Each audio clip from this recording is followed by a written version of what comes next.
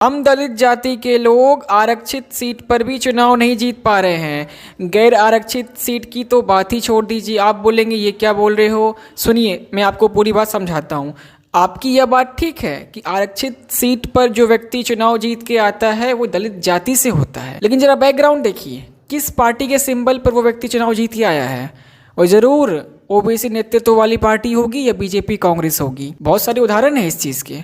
2009 में रामविलास पासवान जी चुनाव क्यों हार जाते हैं। 2020 में जब रामविलास पासवान जी की मृत्यु होती है, उनका निधन होता है, निधन के कुछ ही दिनों के बाद बिहार में विधानसभा चुनाव होता है। लोक जनशक्ति पार्टी बिना गठबंधन के 143 सीटों पर चुनाव लड़ती है और मात्र एक सीट जीत पाती है। क्यों? 2024 में जब चिराग पासवान जी चुनाव लड़ते हैं 5 लोकसभा सीटों पर और पांचों जीत जाते हैं तो बोलते हैं 100% स्ट्राइक रेट। मैं आपसे कहना चाहता हूँ ये स्ट्राइक रेट आपका नहीं था, ये एनडीए का स्ट्राइक रेट था। आपको गलतफहमी है कि ये आपका स्ट्राइक रेट है।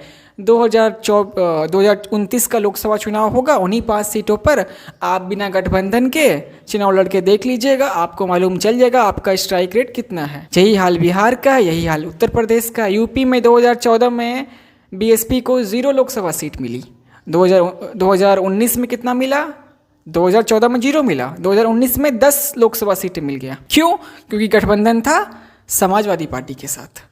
2024 में फिर बगैर गठबंधन के लड़ी तो फिर 0 पे आ गए। ये इत्तेफाक नहीं है, ये मजाक नहीं है, इसके पीछे कुछ बात है, ये चिंतन का विषय है। दलित समाज, दलित नेतृत्व वाली पार्टियों के लिए क्या मजबूरी है? गठबंधन। किसके साथ?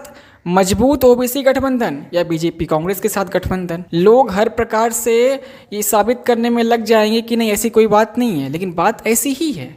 हर प्रकार से तरह तरह के उदाहरण दे देंगे कि नहीं ऐसी कोई बात नहीं, ऐसी कोई बात नहीं, लेकिन बात ऐसी ही है। सवर्ण समाज के लोग को हम गाली देते हैं, भाई उनकी कितनी आबादी है? 15% आबादी है उनकी। हम लोग 85% है, 15% समाज के लोग हमें वोट नहीं देते हैं। ठीक है, हम समझ में आ गया। फिर भी तो हम 85% हैं, फिर हम क्यों चुनाव हार रहे हैं? हमारे नेतृत्व वाली पार्टियां चुनाव क्यों हार रही है? ये सवाल तो उठेगा।